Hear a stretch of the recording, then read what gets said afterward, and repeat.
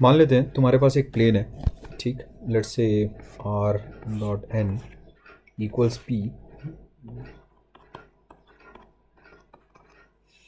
और एक given point है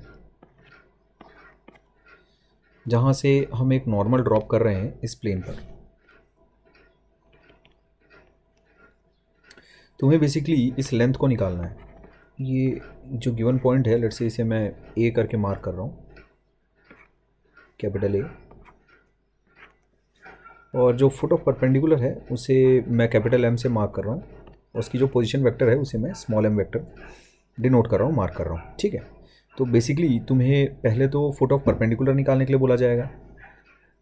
इसके अलावा तुमसे लेंथ ऑफ परपेंडिकुलर भी पूछी जा सकती है। तो वो दोनों ही काम अभी हमें इस वीडियो में करके दिखाने हैं, फाइंड आउट करना है बेसिकली दोनों कामों को। गिवन क्या क्या है अपने पास, equation of plane is given to us and the given point is known to us, ठीक है। ये दोनों चीज़ें गिवन है अपने पास, तो इन चीज़ों को लिख लेते हैं पहले।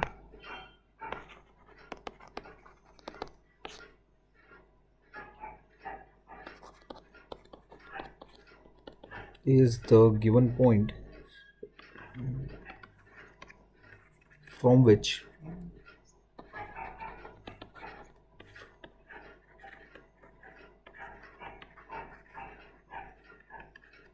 perpendicular is dropped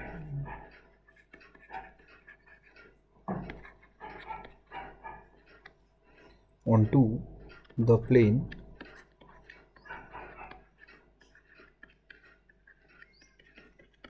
ठीक।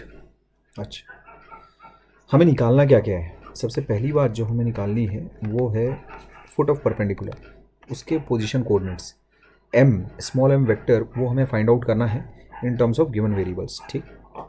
पहला काम जो हमें करना है वो हो गया फुट ऑफ परपेंडिकुलर,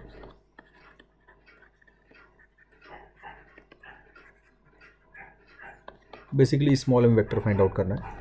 और जो दूसरा काम हमें करना है वो है लेंथ ऑफ परपेंडिकुलर,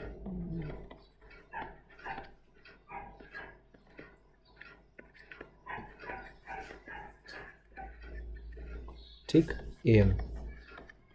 ये दोनों चीज़ें हमें फाइंड आउट करनी है, ठीक। तो तेज़ी से काम शुरू करते हैं। सबसे पहले foot of perpendicular find out करने के लिए जो तुम्हारा कंसेप्ट रहेगा that will be foot of perpendicular M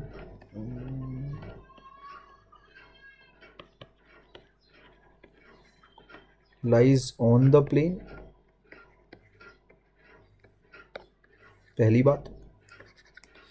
तो मैं ये कह सकता हूँ कि m lies on the plane r dot n बराबर p। तो ये बात तो पक्की है कि m डॉट n बराबर p, ये चीज़ सेटिस्फाई होगी, ठीक। Also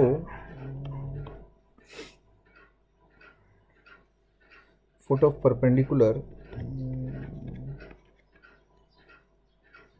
m lies on the line am, ठीक। तो am की जो डायरेक्शन है वो क्या रहेगी, इस प्लेन का जो नॉर्मल है ना, इस प्लेन का जो नॉर्मल है उसके अलोंग, ठीक है। द डायरेक्शन ऑफ am, देखो परपेंडिकुलर है ना प्लेन के, ठीक। am परपेंडिकुलर है प्लेन के, और जो नॉर्मल है n वेक्टर वो भी परपेंडिकुलर है n के। तो मैं ऐसा बोल सकता हूँ the normal and am are parallel to each other, ठीक। तो जो लाइन am है उसकी जो डायरेक्शन है वो नॉर्मल से दी जाएगी। क्लियर है बात। इस चीज़ को मैं दोबारा रिपीट कर रहा हूँ, जो am है ना, a कौन सा पॉइंट है जहाँ से परपेंडिकुलर ड्रॉप किया गया है ऑन टू द प्लेन, तो am है वो भी परपेंडिकुलर है प्लेन के, और जो नॉर्मल वेक्टर है मेरा n वेक्टर वो भी परपेंडिकुलर है प्लेन के। तो दोनों आपस में पैरेलल होंगे, ऑब्वियस बात है, ठीक है। तो मैं ऐसा कह सकता हूँ कि जो am की डायरेक्शन है, लाइन की इक्वेशन तो लिखूंगा ना, तभी तो सॉल्व करूँगा प्लेन को और लाइन को, ठीक। लाइन को और प्लेन को सॉल्व क्यों करना है अपने को, सो दैट अपने पास फुट ऑफ परपेंडिकुलर आ सके, ठीक। Foot of perpendicular is basically point of intersection of the line am and the plane and the given plane, ठीक। अच्छा, तो am देखो मैं इस प्रकार लिख रहा हूँ,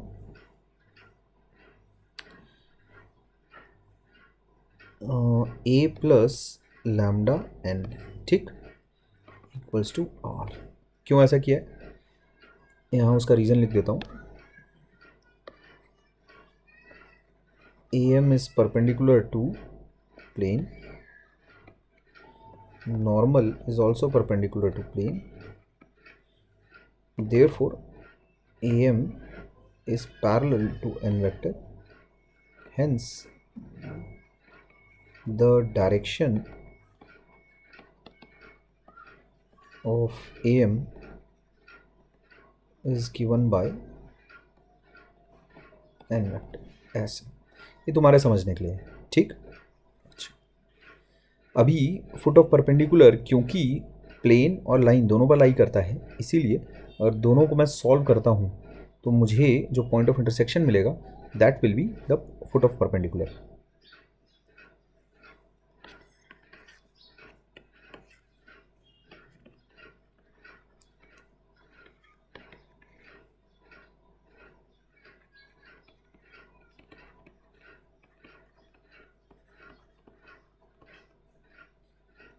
सॉल्विंग मत लिखो, ये वाला वर्ड मत लिखो, द पॉइंट ऑफ इंटरसेक्शन ऐसा कर लो.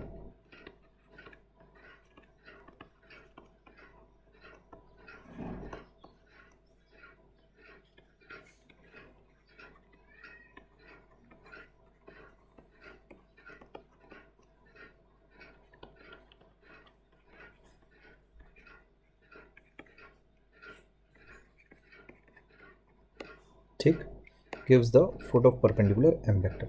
तो बस अब सॉल्व करना है तुम्हें इक्वेशन 1 और इक्वेशन 2 को.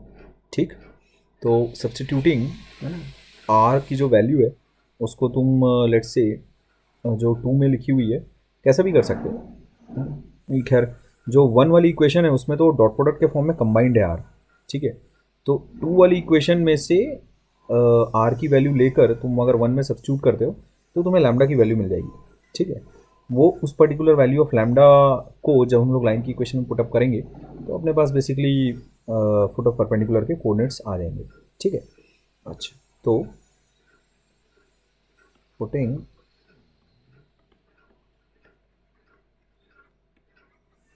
The value of R from 2 in 1 क्या मिल जाएगा अपने को, a plus lambda n dot n equals to p. Solve करो ज़रा, डॉट प्रोडक्ट लो फटाफट. a dot n plus lambda n dot n equals to p. Solving ahead, a dot n plus lambda n square is p. यहाँ से देखो lambda की जो value आ रही है that is p minus a dot n divided by n square. ठीक. अच्छा, तो इससे मेरे पास m वेक्टर आ जाएगा, फुट ऑफ परपेंडिकुलर आ जाएगा. Putting this value of lambda into we gate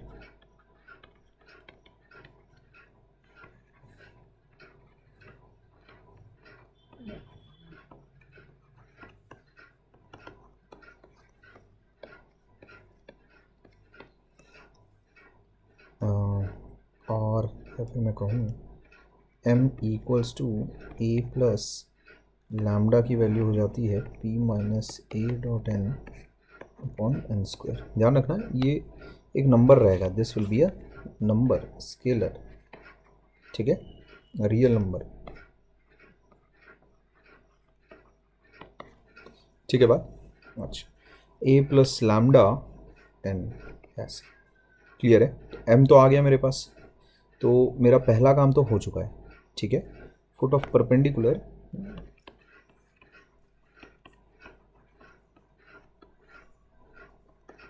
is now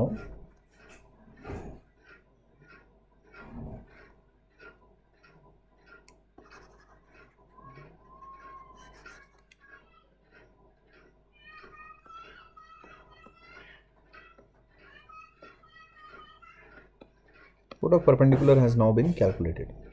ठीक, फालतू का सियापा. ठीक है, ये पहला तो हो गया.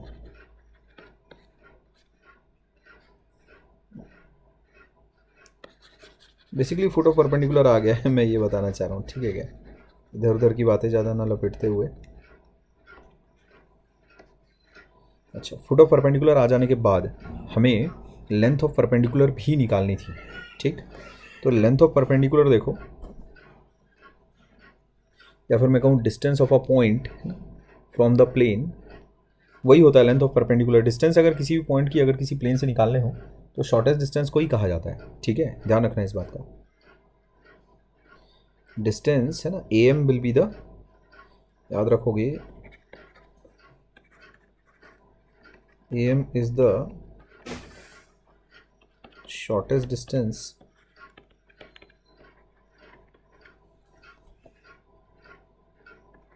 Of given point from plane, ठीक? अच्छा,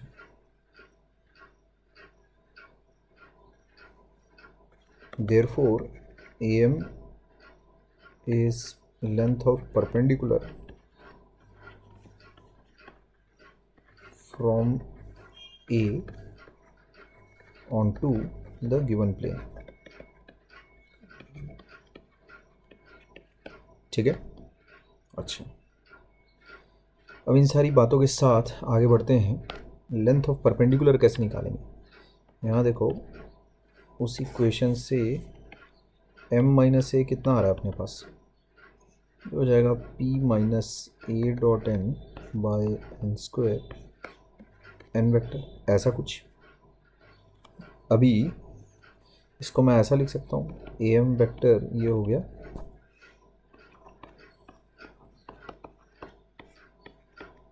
ठीक? ऐसा कुछ लिख सकता हूँ। तो देयरफॉर जो ए एम का जो मैग्नीट्यूड है वो कितना आ जाएगा,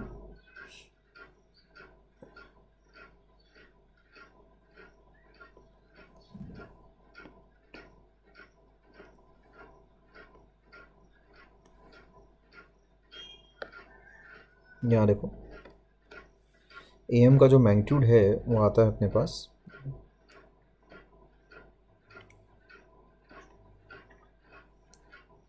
पी, तो एक नंबर है ना, माइनस ए डॉट एन, तो एन स्क्वायर पे क्या मॉडुलस लगाना हो, तो ऑलरेडी एक नंबर है। तो जब तुम मॉडुलस ऑफ एन वेक्टर ऐसा लगाओगे, ये ऐसा लिख लेता है, अब मॉडुलस ऑफ एन अपने को पता है क्या है, एन होता है। तो इसको जब तुम ऐसा लिखोगे, P minus A dot N divide by N square times N, ये ऐसा कुछ बचेगा, ठीक है? तो ए एम का जो आया तुम्हारे पास वैल्यू कितना आ गया, इसको ऐसा कर लो, ए डॉट एन मॉडुलस है ना, कोई फ़र्क नहीं पड़ेगा आगे पीछे अगर लिखोगे भी, तो ऐसा अपॉन एन, ठीक? अब इस चीज़ को अगर मैं कार्टेशियन फॉर्म में अगर तुम्हें लिख के दिखाऊं, this is the length of perpendicular,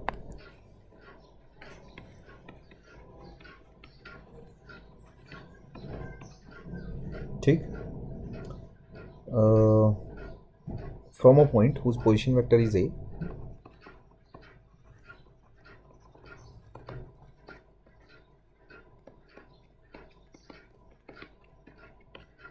ठीक है, on the plane, on to the plane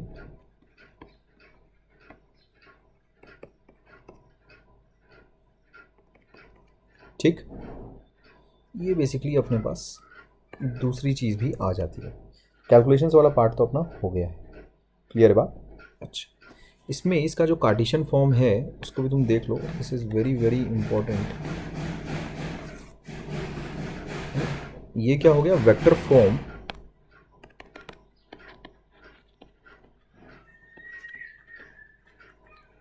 of distance formula,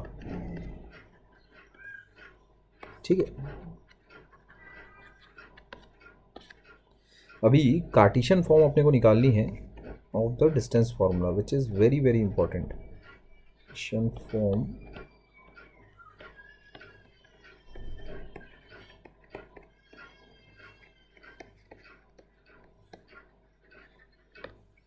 ठीक, देखो कैसे, लेट्स से ए को मैं कह देता हूँ x1 y1 z1 given point, ठीक?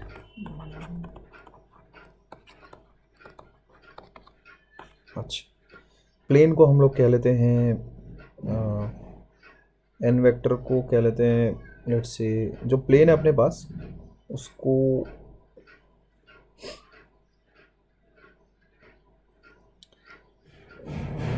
कह लो तुम, ऐसा कह लो A X plus B Y plus C Z plus D equals to zero is the given plane, ऐसा कह लो। ठीक है, ऐसा कह लो इसको। अच्छा, तो यहाँ से p की वैल्यू कितनी हो जाएगी? अच्छा खैर, तो यहाँ से n कितना हो जाएगा तुम्हारे पास? a, b, c, ठीक। और p कितना हो जाएगा? p हो जाएगा यहाँ से मेरे पास -d, ठीक। तो n की वैल्यू कितनी हो जाएगी, मतलब मैग्नीट्यूड ऑफ नॉर्मल वेक्टर कितना हो जाएगा, ऐसा कुछ, ठीक। अच्छा, देयरफॉर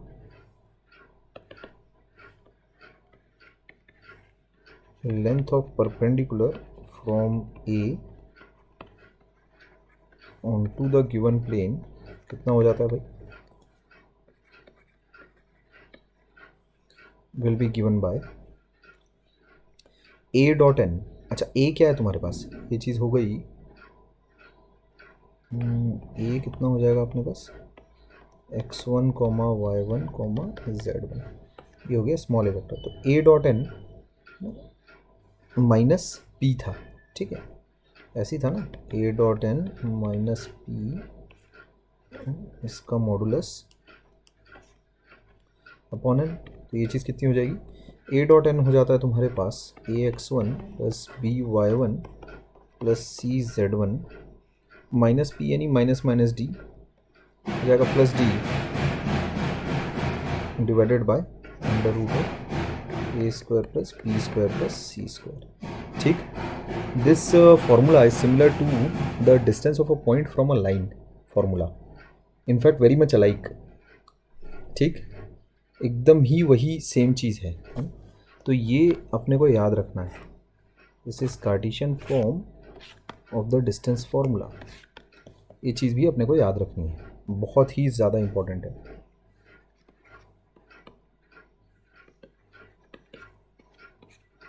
ठीक, बहुत बहुत ज़्यादा इम्पोर्टेंट है। तो इसमें करना कुछ नहीं है, जो पॉइंट है, ट्रिक कैसी है इसकी याद रखने की,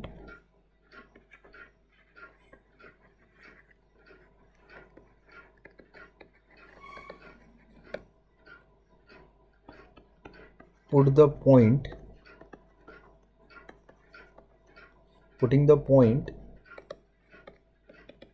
in the formula in the plane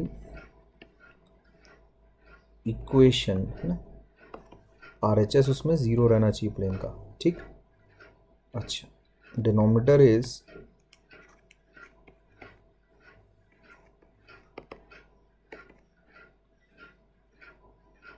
magnitude of n, ये तो याद रखना पड़ेगा यार, बहुत ही आसान है वैसे तो, ठीक, ये तो बात याद रखनी पड़ेगी तुम्हें। तो इस तरह से अपने पास फॉर्मूला वगैरह सब कुछ बन जाता है, ठीक है बात। अच्छा, इसमें एक इम्पोर्टेंट कंसेप्ट है, अगर तुम्हारे पास लाइन मान लेते हैं प्लेन पर ही लाई कर रही होगी, तो ये जो दूरी है ये ज़ीरो हो जाएगी, ठीक है, ये जो दूरी है ये ज़ीरो हो जाएगा तुम्हारे पास, ठीक।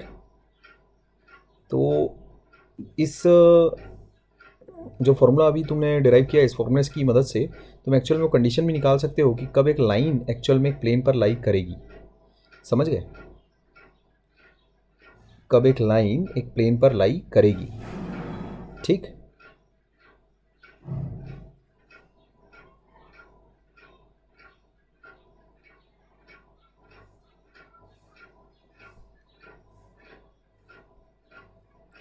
अगर मैं सिंपली ये a dot n minus P इसको अगर ज़ीरो कर दूं, ठीक है,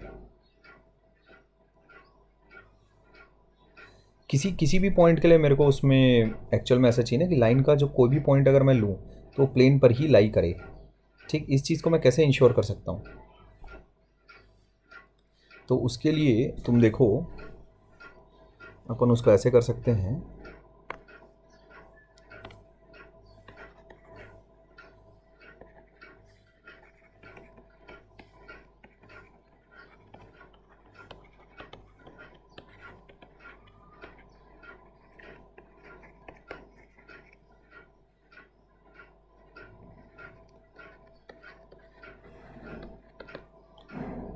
क्या चीज़ है अपने पास, कंडीशन है ना, कि a line lies completely on a plane. ठीक, इसकी क्या कंडीशन बैठेगी ये देखो ज़रा तुम। अपने पास लेट से लाइन है a प्लस लैम्डा बी, और जो प्लेन है that is r dot n equals to p, ऐसा। ठीक, तो what is the condition that each and every point on the line also lies on the plane. तो इसके लिए जो कंडीशन बैठेगी वो ये कि solving the line and the plane क्या होगा, बेसिकली अगर मैं लाइन पर रखा हुआ कोई पॉइंट अगर लेता हूँ, है ना, उसको तुम ऐसा करो, any point on line also lies on the plane. ठीक है ना बात, इसका मतलब क्या, say r equals to r1 lies on the line. इसका मतलब मैं ऐसा कह सकता हूँ that r1 is a plus lambda b, है ना। तो इसका मतलब क्या हो जाएगा, r equals to r1 also lies on the plane. ठीक, कहाँ से आया ये, फ्रॉम 1। क्लियर है बात। अच्छा, इसका मतलब r1 equals to r1 dot n equals to p। ठीक, इसका मतलब a plus lambda b dot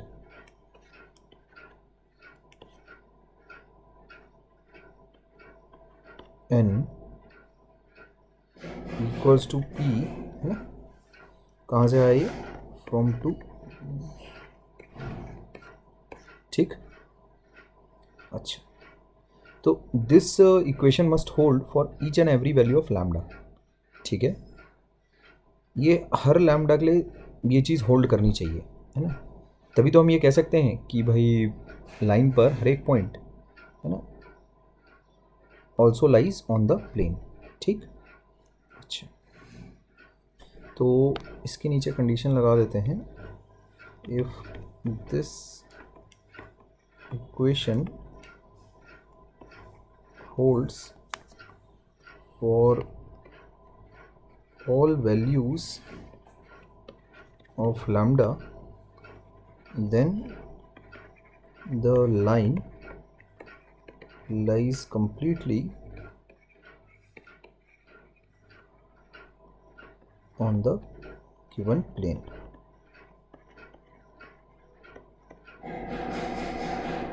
ठीक, अच्छा, तो एक सेकंड,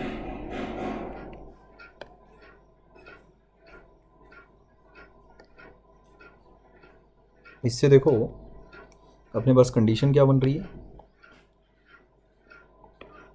जैसे ही तुम इसको सॉल्व करोगे क्या आएगा, देखो a डॉट n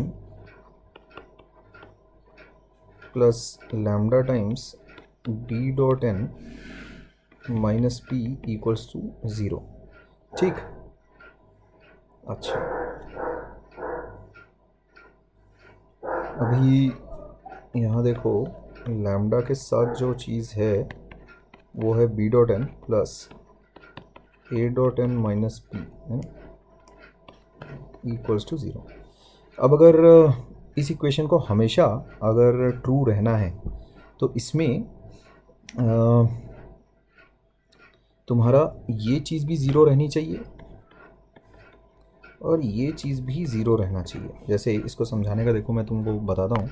कंसिडर करो तुम्हारे पास है जैसे ये कोई एक इक्वेशन लिखी हुई है ax plus b equals to 0 से for any value of x ax plus b equals 0 which means this is an identity. ठीक है, for any value of x ax plus b equals to 0।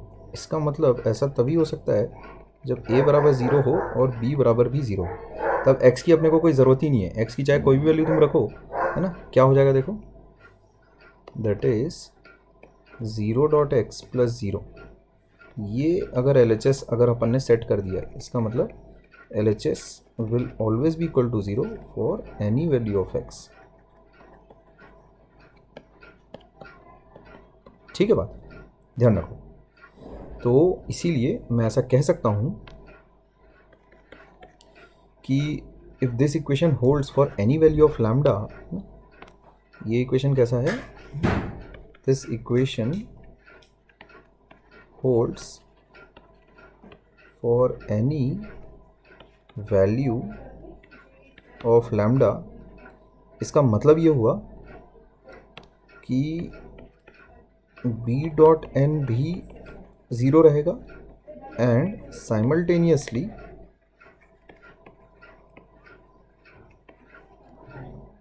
a dot n minus p भी 0 रहेगा। समझ गए? अब इसको मैं तुमको थोड़ा सा इंटरप्रीट करके बतवा देता हूँ, है ना, कि इसका मीनिंग क्या रहा। ठीक है, इसका मीनिंग सिंपली ये रहा कि जो लाइन है मेरे पास a प्लस लैम्डा बी वाली, ठीक है, कहाँ गया, ये देखो, ये जो लाइन है, ये जो लाइन है a प्लस लैम्डा बी वाली, तुम क्या इंश्योर कर रहे हो कि पहले तो वो लाइन पैरेलल है। यहाँ से अपने को क्या पता चल रहा है, the line is parallel to plane. ठीक है, कैसे भाई, ये देखो, ये प्लेन है ना, प्लेन का नॉर्मल, ठीक, और जो लाइन है ना, line is perpendicular to normal, है कि नहीं।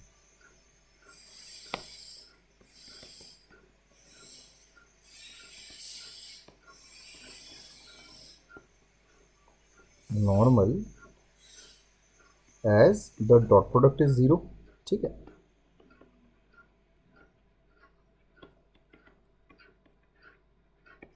ठीक है बात। तो उसमें ये रही मेरी लाइन ऐसे, ठीक है बात, ये रही अपनी लाइन। तो उसमें क्योंकि जो लाइन है वो परपेंडिकुलर है प्लेन के, है ना, या फिर मैं कहूँ क्योंकि जो लाइन है वो पैरेलल है एन वेक्टर के, इसीलिए परपेंडिकुलर होगी प्लेन के। ठीक, अरे ये कहाँ से आ गया, लाइन तो ऐसी होगी ना, उल्टा लिख गया मैं, क्योंकि लाइन परपेंडिकुलर है प्लेन के, इसीलिए, अरे यार, क्योंकि लाइन का जो डायरेक्शन है वो परपेंडिकुलर है नॉर्मल के, इसीलिए वो लाइन कैसी होगी तुम्हारे पास, कुछ इस प्रकार होगी, ऐसा कुछ। ठीक है, ये इसके अलॉन्ग हो गया तुम्हारा बी वेक्टर, ऐसा कुछ। क्लियर है बात? अच्छा, तो भाई लाइन और प्लेन आपस में दोनों पैरेलल हैं। कैसे पैरेलल होने से ये इंश्योर हो जाता है क्या कि जो लाइन है वो उसी प्लेन से गुजर रही होगी? नहीं, है ना। पॉइंट ऑन द, यहाँ इससे जो सेकंड कंडीशन है वो देखो क्या है, पॉइंट, अ पॉइंट ऐसा लिखना चाहिए, a point basically A vector on the line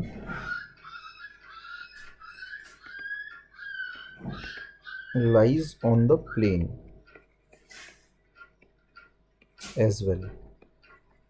ठीक, तो ये दोनों कंडीशंस मिलके ये इंश्योर करती हैं, समझ रहे हो बात, ये दोनों कंडीशंस मिलके ये इंश्योर करती है कि भाई जो तुम्हारा लाइन है that is passing through the plane, 1 and 2 both simultaneously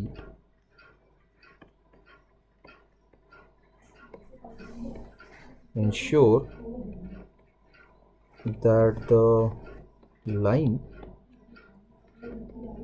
lies on the plane। ठीक है बात। अच्छा, तो इस कंडीशन को भी तुम याद रखो, है ना, ये दोनों ही कंडीशंस हैं। ठीक, they must hold simultaneously, this is important, they must hold simultaneously. ठीक, both the conditions must hold simultaneously for the line to lie on the plane। ठीक है बात। अच्छा, तो हमारे पास जो कंसेप्ट है वो कैसा रहा, अभी तक के जो कुछ हम लोगों ने पढ़ा उसको अगर थोड़ा सा अगर समराइज़ कर लिया जाए तो वेक्टर फॉर्म में क्या क्या भाई पढ़ा हम अपन ने।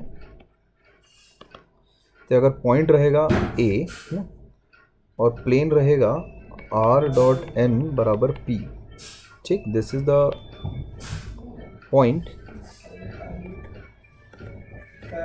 This is the plane. तो क्या करोगे, प्लेन की इक्वेशन पहले इस फॉर्मेट में कन्वर्ट कर लेना, convert equation of plane such that RHS equal 0। तो इससे क्या आ जाएगा अपने पास, r.n माइनस p इक्वल 0। अच्छा, दूसरा second step, put the given point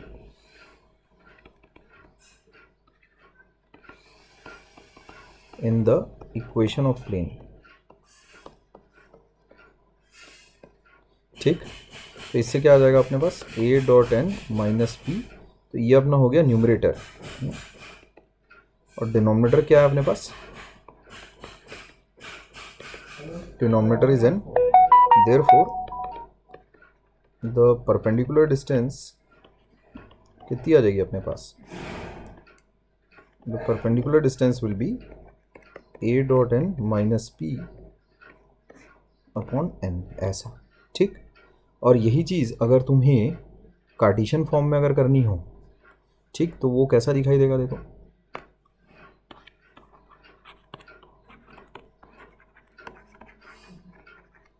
let's say the given point is x1 y1 z1, ठीक, और the plane is ax plus by plus cz equals to d।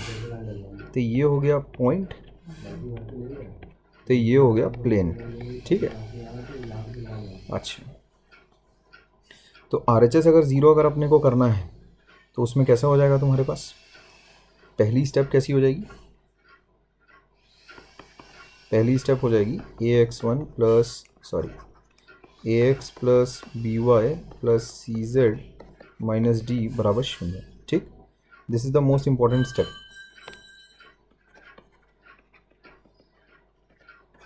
है ना। सबसे पहले RHS 0 करोगे। अच्छा, फिर सेकंड स्टेप में कैसा दिखेगा तुम्हारे पास, modulus of ax1 plus by1 plus cz1 minus d। ठीक, ये हो गया तुम्हारा न्यूमरेटर। ठीक है, अच्छा, तीसरी स्टेप कैसी हो जाएगी, डिस्टेंस, है ना, will be equal to how much, ax1 plus by1 plus cz1 minus D का mod upon under root of a square plus b square plus c square, ऐसे। ठीक है बात, ये तुम्हारे पास डिस्टेंस का फॉर्मूला क्रिएट हो जाता है। तो इस चीज़ को अच्छे से दिमाग में ध्यान में बिठाकर रखोगे।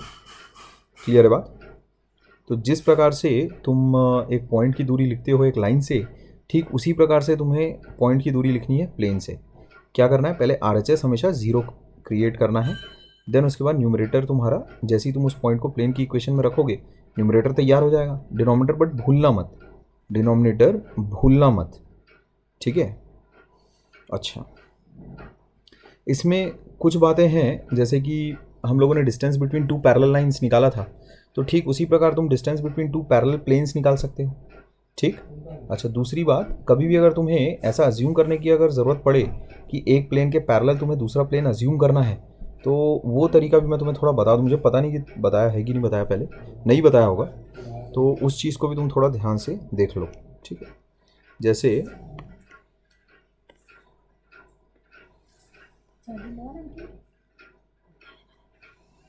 हाँ लगा दीजिए, ये इसको लगा दीजिए, और हाँ हाँ लगा दीजिए, लगा दीजिए, ठीक ठीक।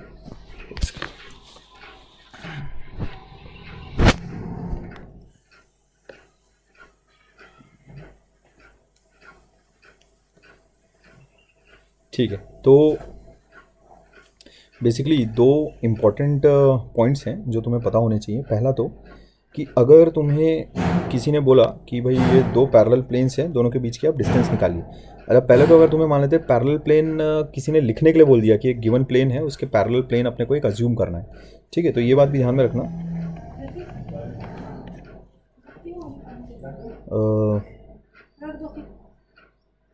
अ plane parallel to ax plus by plus c z plus d equals to 0 is ax plus by plus cz plus lambda equals to 0। पहली बात तो ये, ठीक है। अच्छा, दूसरी बात, अगर तुम्हें किसी ने बोला कि distance between two parallel planes अगर तुम्हें निकालनी है, कैसे करोगे?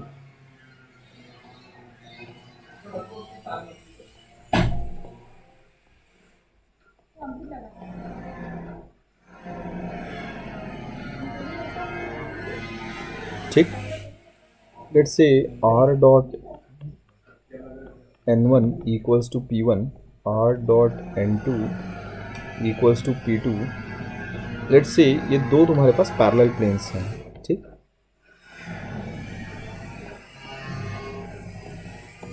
कुछ ऐसा है मामला,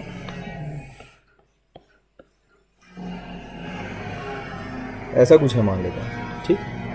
तो ये है प्लेन तुम्हारे पास r dot n1 equals to p1, और ये जो प्लेन है ये है तुम्हारे पास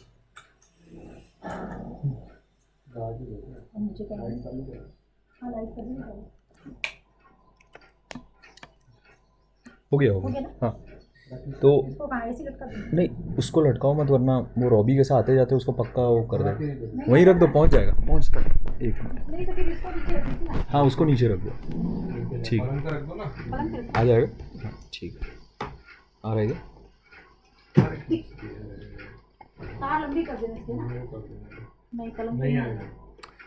ठीक है, कोई दिक्कत नहीं है, हाँ चलेगा चलेगा चलेगा, बस ठीक है ठीक है, चलो हाँ बस ठीक है, बढ़िया, ठीक है। तो r dot n2 equals to p2 तुम्हारे पास दूसरा प्लेन है, ठीक। अच्छा, तो इसमें जो परपेंडिकुलर डिस्टेंस निकालनी है उसमें क्या करो, एक पॉइंट लेट से ले लिया हम लोगों ने r1 ऑन प्लेन, पहला प्लेन, ठीक है। ये इसको मैं बोल देता हूँ प्लेन, पहला प्लेन है, ये लेट से मेरे पास दूसरा प्लेन है, ऐसे। तो एक पॉइंट ले लो दोनों में से किसी भी एक प्लेन पर, और वहाँ से परपेंडिकुलर डिस्टेंस निकालो, ठीक है, दूसरे वाले प्लेन पर, ठीक। तो अगर पहला पॉइंट तुमने पहले प्लेन पर लिया है, तो जाहिर सी बात है जो पहला पॉइंट है वो पहले प्लेन की इक्वेशन को तो सेटिस्फाई करेगा ही करेगा। तो taking r equals to r1 on plane pi1, drop a perpendicular onto plane pi2, ठीक। and this distance will be the required distance between the planes, ठीक। the length of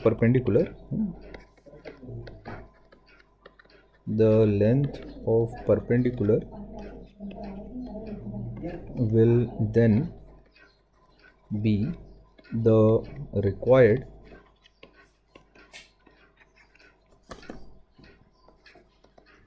distance between the parallel planes, ठीक है, ऐसा। तो बस अब तो procedural काम है पूरा पूरा। R1 से अगर मैं लेट से एक ड्रॉप करता हूँ एक परपेंडिकुलर यहाँ पर, ठीक, तो कैसा हो जाएगा भाई, जो परपेंडिकुलर डिस्टेंस रहेगी वो कैसे लिखूँगा मैं, distance D will be equal to, पहले तो RHS अपने को ज़ीरो क्रिएट कर लेना है, ठीक, तो R.N2 माइनस P2 वाली फॉर्मेट ले लो, उसमें पॉइंट को रख दो, तो R1.N2 माइनस P2, इससे मेरा न्यूमरेटर बन गया, डिवाइड बाय N2, ठीक। अच्छा, इसमें दोनों नॉर्मल तो मेरे सेम ही रहेंगे, ठीक है, क्यों ऐसा रहेगा, है ना, क्यों ऐसा रहेगा, क्योंकि दोनों के दोनों प्लेन्स पैरेलल हैं। चलो ये कर लेते हैं, N1 इसको रहने दो, N2 इसको रहने दो, तो यहाँ पर मैं लिख देता हूँ N1 और N2 दोनों बराबर ही होंगे as they are normals to parallel planes, ठीक है बा, है ना। तो लेट N1 बराबर N2 बराबर N, ठीक। अच्छा, तो मेरे पास जो रिक्वायर्ड डिस्टेंस है क्या वो अब आ गई है क्या, नहीं, R1 तो मेरा अज्यूम किया गया पॉइंट था, ठीक, तो R1 किस चीज़ को सेटिस्फाई कर रहा है, सिंस R1 सेटिस्फाइज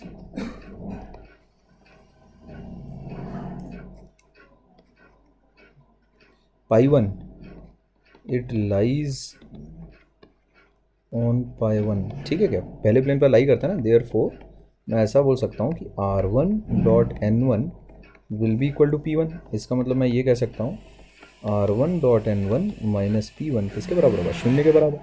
इस चीज़ को, अच्छा ये यहाँ से इसकी ज़रूरत नहीं है अपने को,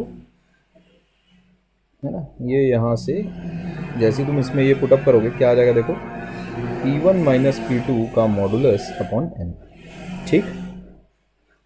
तो देयरफॉर डिस्टेंस कितनी आ जाएगी तुम्हारे पास, P1 minus P2 upon N, ठीक, ये ऐसा आ जाएगा। This is the required distance between the parallel planes.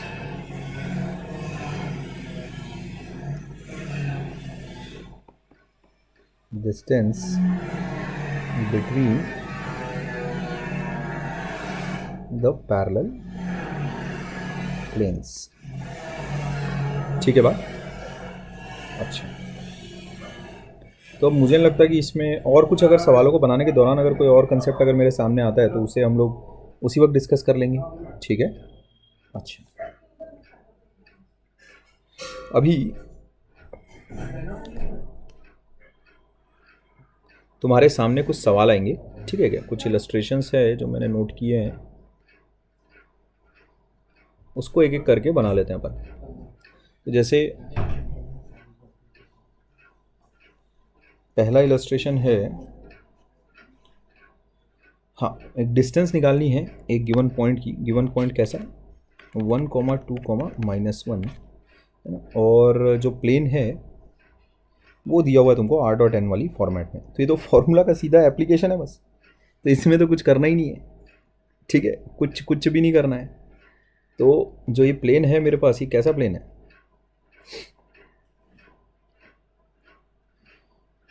इसमें सीधा मैं ये जैसे मेरे को दिया हुआ है R.N इक्वल्स टू P की फॉर्मेट में दिया है, तो मेरे पास तो डिस्टेंस का फॉर्मूला है, कैसे करूँगा मैं, पहले तो वो जीरो वाली फॉर्मेट क्रिएट करो, उसमें पॉइंट को पुटअप कर दो, पॉइंट को जैसे तुम पुटअप करोगे क्या आएगा, 1,2,-1, है ना, भाई ये चीज़ क्या है मेरे पास, A है ना, तो A.N minus P upon N, बस ये हो गया ख़त्म, फॉर्मूला लगाना है बस तुमको, और कुछ नहीं करना है, तो कैलकुलेशन तो मैं करूँगा नहीं।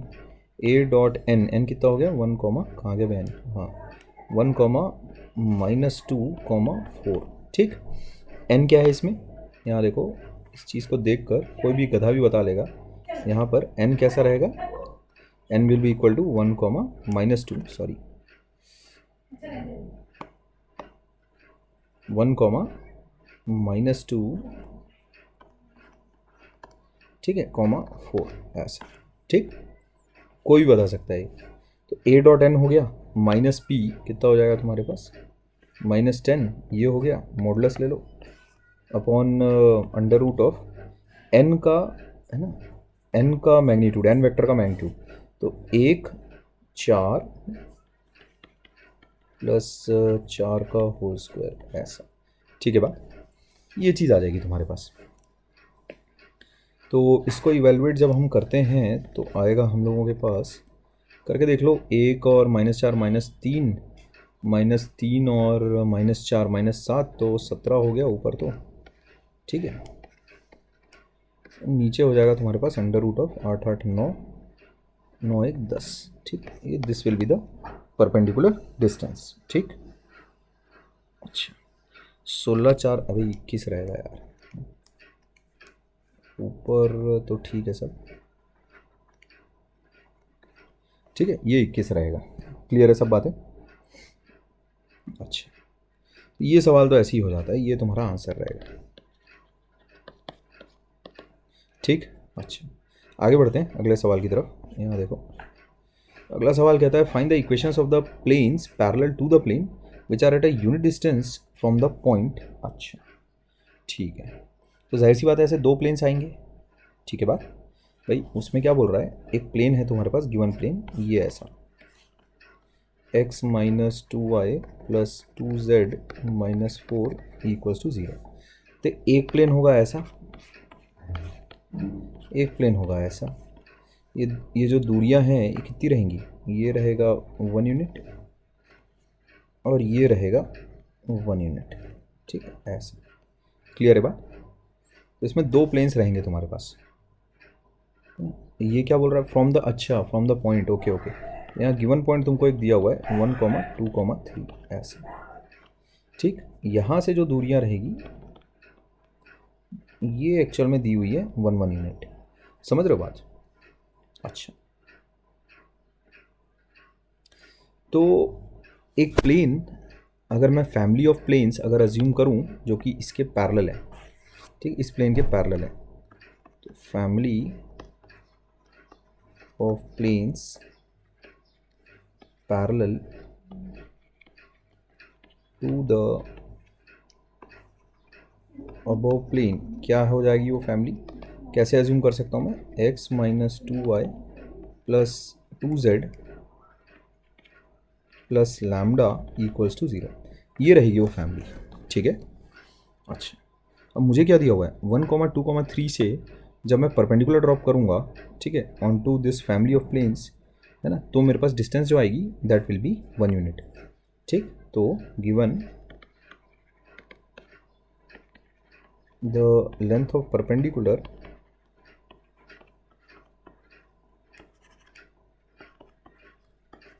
dropped from 1, 2, 3 onto the above family of planes that will be equal to 1। इसका मतलब क्या है कि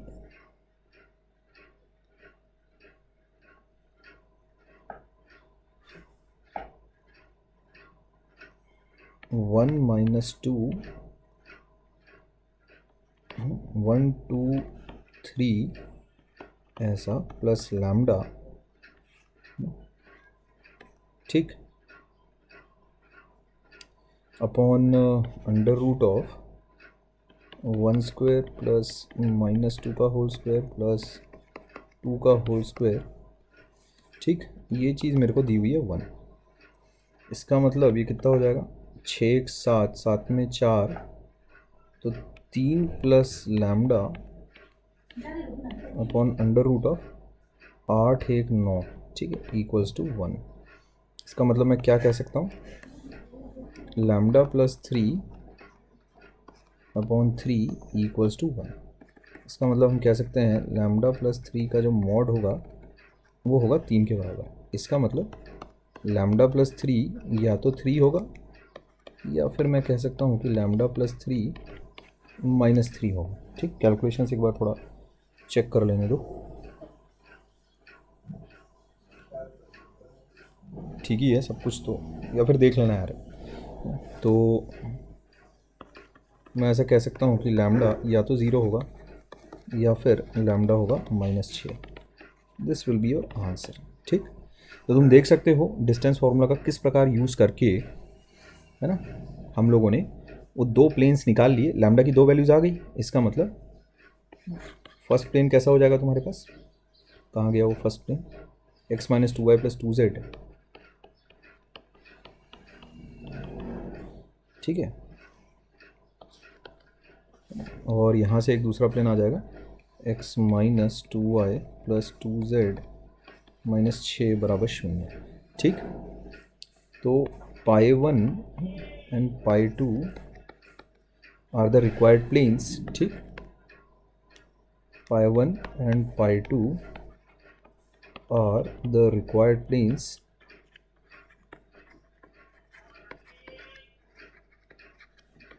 at a distance of 1 unit from 1, 2, 3, है ना, are the required parallel planes at a distance of 1 unit from 1, 2, 3। ठीक है बात, ये तुम्हारा आंसर है। अब इसे थोड़ा प्रॉपर स्टेटमेंट्स वगैरह के साथ सजा के एक्चुअल में तुम्हें लिखना है। मैंने कैलकुलेशंस करके दिखा दिए। बेसिक जो कंसेप्ट है, सबसे पहला तो एक ये कि पैरेलल प्लेन्स की फैमिली कैसे अज्यूम करें। ठीक, ये तो पहला कंसेप्ट है। दिस इज़ इम्पॉर्टेंट, है ना, मार्क करके रखो इसको, इम्पॉर्टेंट सवाल है। खैर, पैरेलल प्लेन अज्यूम करके, है ना, हो सकता है कुछ दूसरे सवाल भी तुमसे करवाए जाएं। तो अब एक टाइप का सवाल अगर तुमने किया हुआ है तो इस जैसा अगर दूसरा इनकाउंटर करो तो उसमें सिर्फ न्यूमेरिकल वैल्यूज चेंज होगी, तो उसको मैं कोई नया सवाल तो काउंट ही नहीं कर रहा हूँ। तो उस टाइप के सवाल तुमसे बनने चाहिए फिर। ठीक है, अच्छा, इसके बाद अगले सवाल की ओर बढ़ते हैं। तो यहाँ देखो बोला जा रहा है, ये तो खैर काफ़ी आसान कैटेगरी का सवाल है। इसमें कहा जा रहा है कि 2 पॉइंट्स हैं, ये देखो 2 पॉइंट्स। बोला जा रहा है they are equidistant from the plane. ये प्लेन अपने को दिया हुआ है, इसमें r.n वाली फॉर्मेट का यूज़ किया गया है ऐसा, +13। ठीक, ऑलरेडी RHS इज 0। ठीक,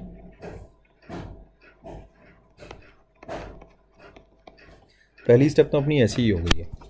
तो जो पहली वाली दूरी है डिस्टेंस, वो हम लिख लेते हैं। ठीक, 1, 1 लैम्डा का डॉट किसके साथ करेंगे, नॉर्मल के साथ, 3, 4, -12, है ना, +13, ये हो गया मेरा न्यूमरेटर, अपॉन √3 का स्क्वायर, 4 का स्क्वायर, -12 का स्क्वायर। ठीक है बात, ये किसके बराबर दिया हुआ है मेरे को, इक्वी डिस्टेंट बोला ना, ये किसके बराबर दिया, -3, 1 मिनट, ठीक है, -3, 3 ना, डॉट पहले लिख लेते हैं ना यार, -3, 0, 1 डॉट 3, 4, -12 +13, इसका मॉडुलस, न्यूमरेटर तैयार है। डिनोमिनेटर में क्या रहेगा तुम्हारे पास, वही सेम चीज़, 3 स्क्वायर + 4 स्क्वायर +-12 का होल स्क्वायर। बस अब इससे लैम्डा की वैल्यू फाइंड आउट करनी है तुमको, तो ये तो पहले ही हटा लो यहाँ से। अच्छा, अभी जैसे ही हम लोग ब्रैकेट्स ओपन करेंगे, आएगा अपने पास 3 + 4 7 -12 लैम्डा +13 का मॉड इक्वल्स कितना आ जाएगा, -9 -12, है ना, यानी -21, -21 +13 यानी -8, -8 का मॉड हो गया 8। ये चीज़ आ रही है। तो इसमें इसको जैसे तुम सॉल्व करोगे, 20 - 12 लैम्डा आएगा अपने पास 8 के बराबर। तो ये कुछ इस प्रकार आएगा, 20 - 12 लैम्डा या तो होगा 8 के बराबर, या फिर 20 - 12 लैम्डा होगा -8 के बराबर। तो मैं ऐसा लिख सकता हूँ 12 = 12 लैम्डा, इसका मतलब या तो लैम्डा हो गया 1 के बराबर, ठीक, या फिर 28 इक्वल्स टू 12 लैम्डा, मैं ऐसा कह सकता हूँ। यहाँ पर कैंसलेशंस करने के बाद 14 6 7 3, ठीक है, 4 से करो, 4 7 ज़ा 4 3 ज़ा, तो लैम्डा की वैल्यू आ रही है 7/3, ठीक है। तो दो वैल्यूज़ ऑफ लैम्डा आ रही है मेरे पास, एक तो आ रही है 7/3 और एक आ रही है 1, ठीक है। इन दो वैल्यूज़ ऑफ लैम्डा के लिए जो गिवन कंडीशन है ना, वो मीट कर जाती है, ठीक है। देयरफॉर लैम्डा इज़ 1 या फिर 7/3, ऐसा, ये मेरा आंसर हो जाएगा, ठीक है बात, ये अपना आंसर हो जाता है, ठीक। अगले सवाल की तरफ बढ़ते हैं।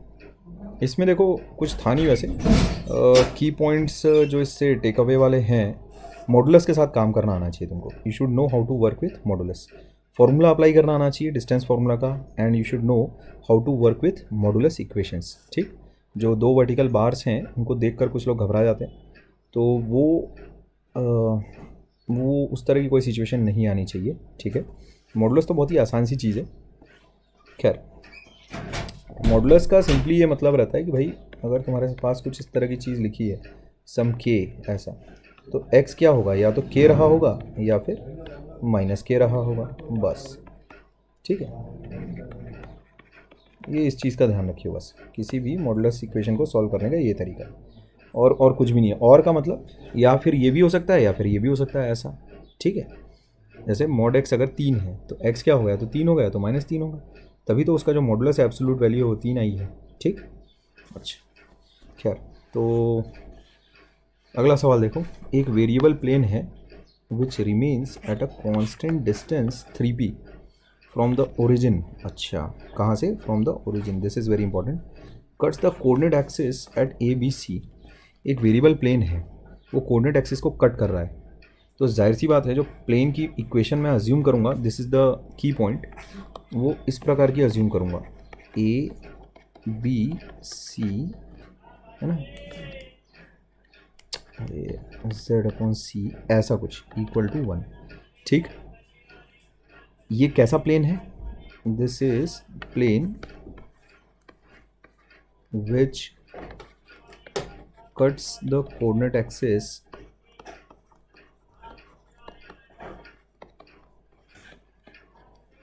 at a, 0, 0, 0, b, 0, 0, 0, c, ठीक।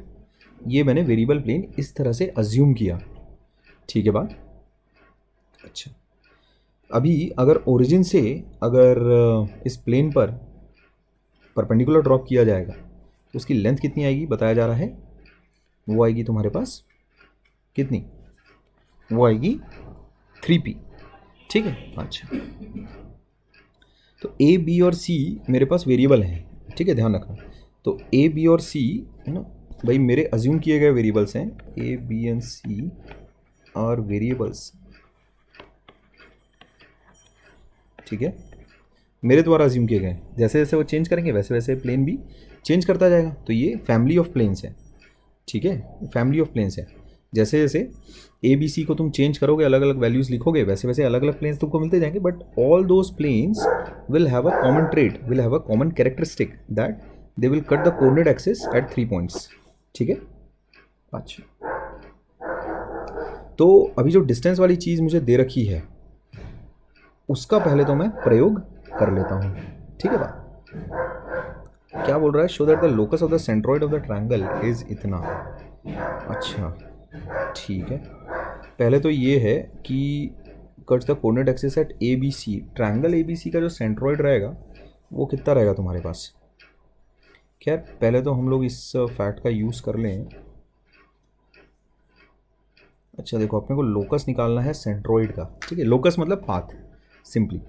तो जिस पॉइंट का एक्चुअल में हम लोगों को पाथ निकालना है, लोकस ऑफ सेंट्रॉइड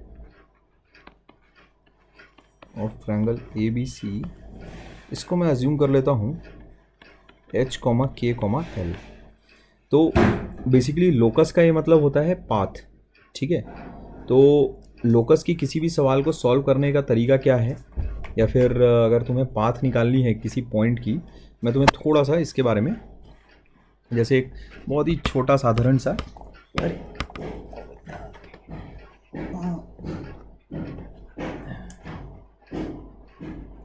1 मिनट रुकोगे ज़रा।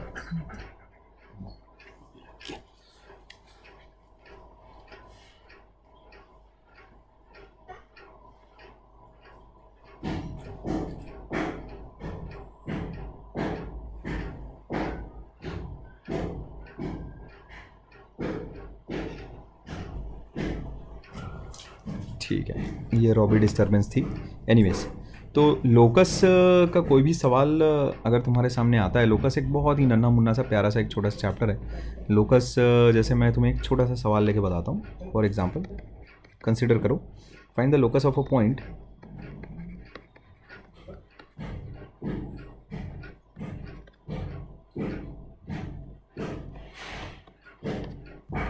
equidistant from, let's say 1,0 and 2,0। ऐसा सवाल देखो, एक बहुत ही साधारण सा सवाल लेकर मैं तुम्हें लोकस जो वर्ड है उसका मीनिंग समझाने की कोशिश कर रहा हूँ। ठीक है, कुछ लोगों को तो ये सवाल ही समझने में 10 जन्म लग जाएंगे। ठीक है तो ऐसा कुछ है नहीं इस सवाल में, है ना। तुम इसके वर्ड्स को अगर इक्वेशंस में ट्रांसलेट करते जाओ धीरे धीरे, तो कुछ है नहीं ऐसा इस सवाल में, ऐसा फक्कड़ सवाल है ये। पर पता चल रहा है कि लोकस का मतलब ही नहीं पता है, तो उसमें फंस जाओगे, फिर बैठ जाएगी गाड़ी उसमें। तो लोकस क्या, वर्ड का मीनिंग क्या है, जैसे 2 पॉइंट्स है तुम्हारे पास, एक है 1,0 एंड दूसरा पॉइंट है लेट्स से 2,0। तो कॉमन सेंस से अगर तुम देखो तो क्या बोल रहा है, लोकस का मतलब होता है पाथ। ठीक है, लोकस का क्या मीनिंग है, path. Find the path of a point equi distant from these 2 points. तो अपने को तो एकदम पता है कि वो कौन सा पाथ है, परपेंडिकुलर डिस्टेंस, परपेंडिकुलर बाइसेक्टर वाला पाथ है, नहीं क्या। पॉइंट अगर तुम कोई सा भी एक उठाते हो, पी पॉइंट लेट्स से इस परपेंडिकुलर बाइसेक्टर पर, तो क्या होगा, हमेशा वो इक्वी डिस्टेंट रहेगा कि नहीं रहेगा, ये रहेगा ही रहेगा, ये दोनों दूरियाँ हमेशा ही बराबर रहेंगी। ठीक, तो वाया कॉमन सेंस तुम ये कह सकते हो कि जो पाथ रहेगी वो क्या रहेगी, परपेंडिकुलर बाइसेक्टर, है ना, ऑफ लाइन सेगमेंट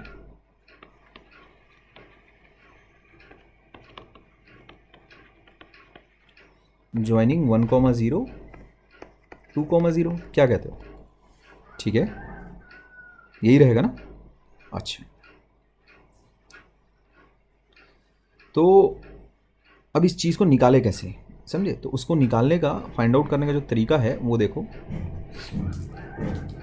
तुम अगर सिंपली अगर एक लाइन की इक्वेशन लिखो, जैसे इस लाइन की, ये जो आएगा तुम्हारे पास, ये जो लाइन की इक्वेशन आएगी, क्या आएगी, वाया कॉमन सेंस, जो मिड पॉइंट है ना, मिड पॉइंट से तो गुजरेगा ही गुजरेगा। ठीक है, मिड पॉइंट से तो उस लाइन को गुजरना ही है, तो यहाँ से गुजरेगा ही गुजरेगा वो 3/2, है ना। ये जो पॉइंट है, ये कौन सा पॉइंट है, ये वाला जो पॉइंट है, दिस इज 3/2,0 है कि नहीं, बिंदास। और ये दोनों पॉइंट्स क्योंकि एक्स एक्सिस पर लाई करते हैं, तो ये जो लाइन है this will be perpendicular to x axis, मतलब वाई एक्सिस के पैरेलल वाली लाइन है। ठीक, तो किस तरह की लाइन रहेगी, x इक्वल्स टू 3/2, समझे, इज द रिक्वायर्ड लाइन। क्या बोलते हैं, ठीक, ये मेरा आंसर है।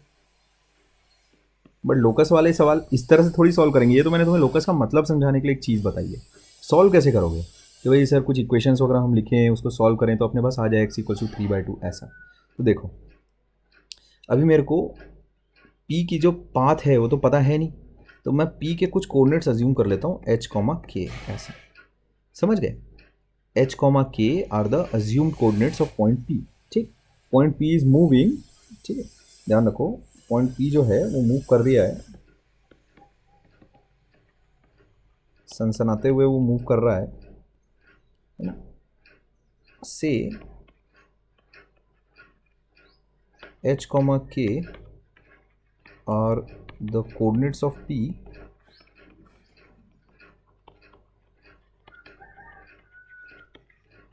at some instant क्या बोलते हैं?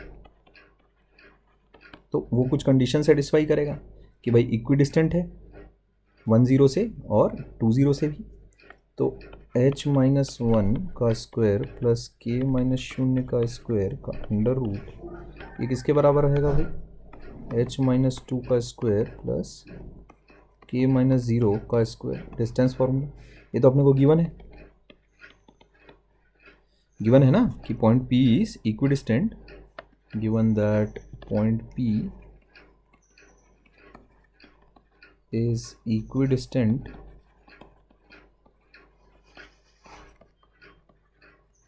From 1,0 as well as 2,0। ठीक है ना बात? अच्छा, तो इससे देखो क्या आता है तुम्हारे पास, जैसे ही तुम स्क्वेयरिंग करोगे दोनों साइड तो ये आ जाएगा h² + 1 - 2h + k² = h² + 4 - 4h + k² तो हटा दो, ठीक है, और h² भी हटा दो। क्या बच रहा तुम्हारे पास? 2h बराबर कितना हो जाएगा? 3। इसका मतलब हो जाएगा h बराबर 3/2 ऐसा। तो अब अपने को तो पता है कि h एक्चुअल में वेरिएबल है, ठीक है। h, k क्या है भाई? वो तो वेरिएबल पॉइंट है ना। अभी एक पर्टिकुलर इंस्टेंट के लिए अपन ने माना था कि h, k है, h और k कांस्टेंट अपन ने कुछ एक वैल्यूज़ ले ली थी, बट फिर बाद में जब तुमको पाथ बतानी है तो h को किससे रिप्लेस कर दो? x से, और k को किससे रिप्लेस कर दो? y से। तो है ना, मैं ऐसा बोल सकता हूँ therefore the locus of P is x = 3/2 ऐसा, ठीक। h, k मूविंग है ना, तो हम लोग क्या करते हैं, किसी भी पॉइंट का अगर अपने को लोकस अगर निकालना है, पाथ अगर निकालना है, ठीक है, तो उसके लिए क्या करोगे तुम? उसके लिए सिंपली, है ना, मैं लिखवा देता हूँ इस चीज़ को, finding the locus of a point. Steps क्या क्या रहेंगे? स्टेप्स रहेंगी, assume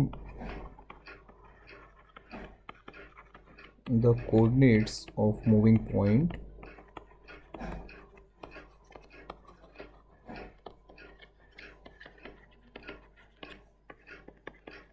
h, k, form equations using h, k and the given conditions,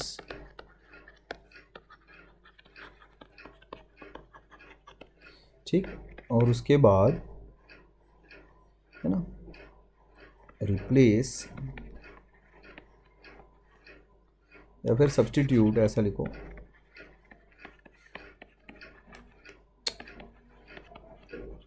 h बराबर x और k बराबर y to get locus of P। समझे ये बात? वो h, k से रिप्लेस करना क्यों ज़रूरी है? क्योंकि पता चला कहीं कुछ और वेरिएबल वगैरह अगर कहीं आ गए तो तुम्हें पता होना चाहिए कि पॉइंट P के क्या कोऑर्डिनेट्स हैं, है ना। खैर, तो अब देखो हमारे सामने जो सवाल है, ठीक,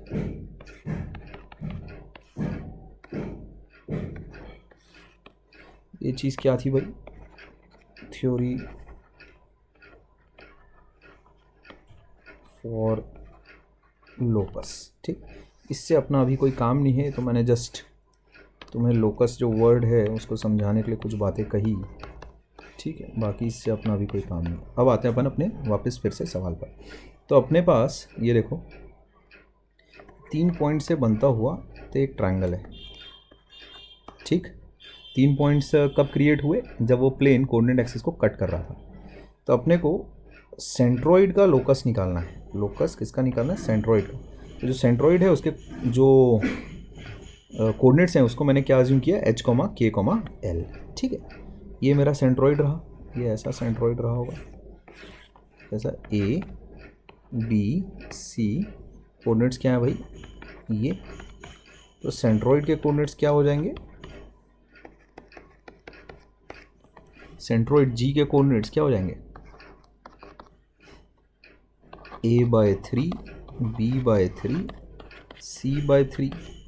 ठीक, तो मैं ऐसा कह सकता हूँ h क्या हो जाएगा a/3, k क्या हो जाएगा b/3 और l क्या हो जाएगा c/3, है ना। These are coordinates of centroid.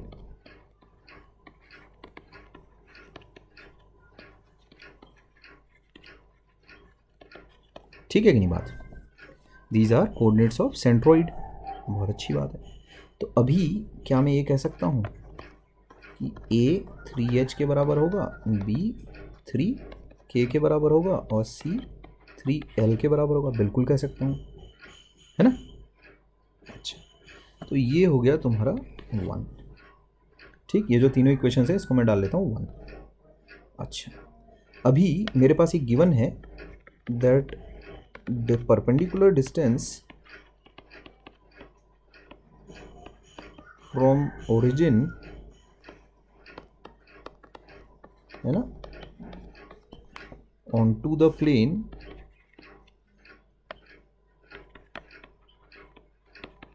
x upon a plus y upon b plus z upon c बराबर 1, है ना, इज 3p। इसका मतलब क्या है? तो सबसे पहले तो 0 0 0 डाल दो उस प्लेन की इक्वेशन में। ठीक, -1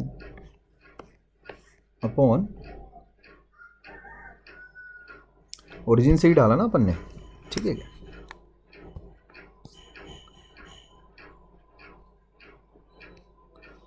अच्छा, अपॉन क्या करेंगे भाई, under root of 1 upon a का whole square plus 1 upon b का होल स्क्वायर प्लस ये वही डिस्टेंस फार्मूला, और कुछ नया काम तो कर नहीं रहा हूँ मैं, इक्वल्स टू 3p। ये आ रहा है अपने पास, ठीक है।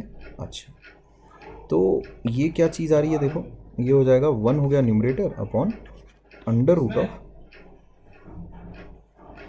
1 upon a square. A square की जगह मैं क्या लिख सकता हूँ, देखो ए क्या है मेरे पास 3h है, तो 9h स्क्वायर लिख सकता हूँ, प्लस सिमिलरली इसको मैं 9k स्क्वायर लिख सकता हूँ, इसको मैं 9l स्क्वायर लिख सकता हूँ, इक्वल्स टू ये हो गया 3p। तो अगर मैं दोनों साइड स्क्वायरिंग करूँ, squaring and taking reciprocal, what do we get, squaring and taking reciprocal on both side,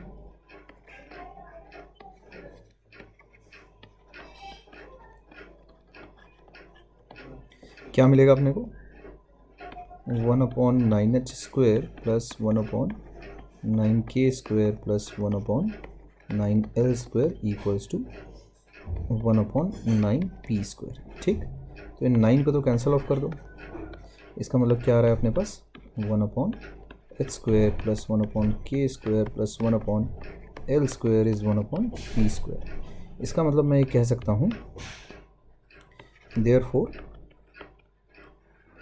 the locus of centroid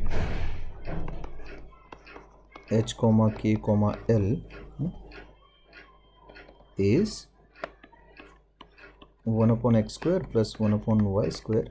अपन बाद में सब्स्टिट्यूट कर देते हैं एक्स वाई जेड से, ठीक है, एच के एल को सब्स्टिट्यूट कर देते हैं ना। अभी तो मैं लोकस का एग्जांपल देकर भी समझाया था, ठीक, ये चीज़ प्रूव हो जाती है,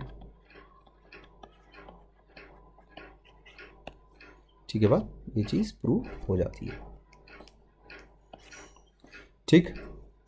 अच्छा, तो जितने भी सवाल तुम लोगों ने किए उसमें सिर्फ और सिर्फ तुम्हें एक ही चीज़ का ध्यान रखना है कि परपेंडिकुलर डिस्टेंस लिखते कैसे हैं, पैरेलल प्लेन कैसे अज्यूम करते हैं, और बस फिर जो सवाल में चीज़ दी हुई है उसको पूरा कर देना। लोकस वाले सवाल मुझे नहीं लगता कि तुम एनकाउंटर करोगे, पर फिर भी अपने को आना चाहिए, ठीक है, आना चाहिए, पता होना चाहिए किस तरह से टैकल करना है चीज़ों को, ठीक है।